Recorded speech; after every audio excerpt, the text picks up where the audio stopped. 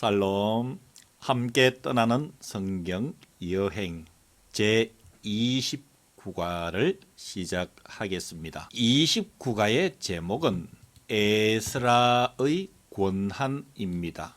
에스라 7장에서 10장을 중심으로 해서 2차 귀환의 지도자인 에스라, 두 번째 에스라의 권한, 세 번째 에스라와 함께한 2차 귀환자들, 네 번째 에스라의 개혁과 산헤드린 공회에 대해서 29과를 가지고 성경 여행을 떠나보도록 하겠습니다. 29과의 시간의 흐름은 에스라를 비롯해서 약 2천여 명이 예루살렘으로 귀환하던 그때를 배경으로 하고 있습니다. 지금의 공간은 예루살렘이고요. 등장하는 주요 인물은 에스라 그리고 아닥 사스다입니다.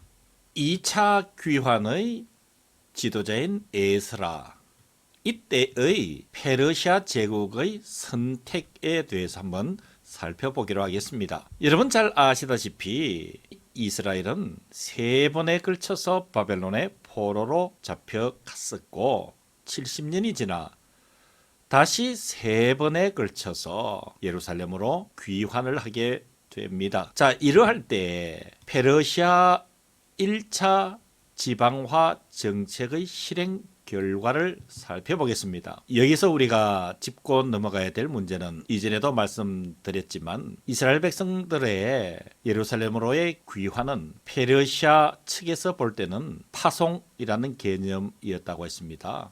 고대 근동의 그 지역권을 장악하기 위한 정책적인 파송, 그러나 이스라엘 쪽으로 볼 때는 하나님의 계획에 의한 귀환이다라는 것을 염두에 두시고 살펴봐야 됩니다. 그래서 페르시아 1차 지방화 정책의 실행의 결과는 왕명과 왕의 도움으로 시작된 성전 건축이 16년 동안 중단되기도 했습니다. 즉 성과가 높지 않았다라는 것이죠. 이러한 문제를 보완하기 위해서 1차 귀환에 이어서 페르시아는 2차 귀환 지도자로 에스라를 세웠고요. 3차 귀환으로 이어집니다. 이때의 지도자로 느헤미야를 예루살렘으로 보내게 됩니다. 자, 이러한 맥락을 기억하시면서 다음으로 넘어가겠습니다. 2차 귀환 공동체를 이끌었던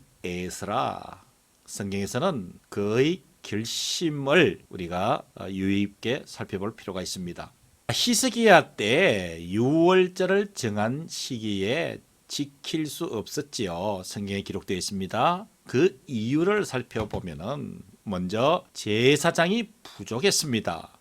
즉 제사장의 숫자 균형이 깨어졌다는 것이죠. 이렇게 되니까 당연히 백성들이 모이지를 않았습니다. 이 사실에 대해서 성경은 이렇게 기록하고 있지요. 역대하 30장 2절에서 3절에 의하면 왕이 방백들과 예루살렘 온 회중과 더불어 의논하고 둘째 달의 유월절을 지키려 하였으니 이는 성결하게 한 제사장들이 부족하고 백성도 예루살렘에 모이지 못하였으므로 그 정한 때에 지킬 수 없음이라 라고 기록되어 있습니다. 왜 그랬을까요? 먼저 살펴볼 것은 레위 지파의 직업 변동이 있었기 때문입니다. 제사장들이 제사 직무를 감당하지 않았기 때문에 당연히 제사장들의 직업은 여러 갈래로 이동이 됩니다. 이것이 제사장 나라의 가장 큰 근본적인 문제였던 것입니다. 자, 이럴 때 아론의 16대 손 제사장 에스라의 제사장 나라에 대한 초기화를 결심을 하게 됩니다. 즉 성전 기반 위에 다시 제사장 나라를 이루겠다. 에스라의 결심은 무너진 제사장 나라를 다시 세우겠다라는 강렬한 의지를 갖고 있었던 것입니다.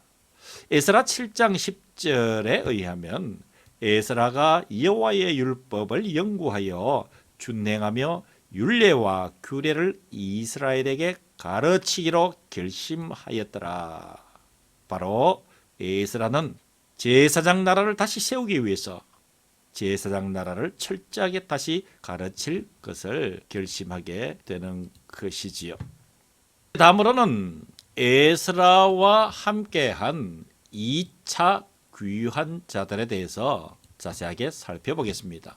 이 에스라의 2차 귀환에는 기원전 458년 에스라와 1700여 명의 제사장 그룹들이었습니다. 이들은 제사장들, 레위인들, 노래하는 자들, 문지기들, 느디님, 사람들 등으로 성경에 기록하고 있습니다. 에스라 7장 12절에서 13절에 의하면 왕 아닥사스다는 하늘의 하나님의 율법에 완전한 학자 겸 제사장 에스라에게 조서를 내리노니 우리나라에 있는 이스라엘 백성과 그들 제사장들과 레위 사람들 중에 예루살렘으로 올라갈 뜻이 있는 자는 누구든지 너와 함께 할지어다 라고 기록하고 있습니다. 예, 오늘 29과 첫 번째 시간은 에스라와 함께한 2차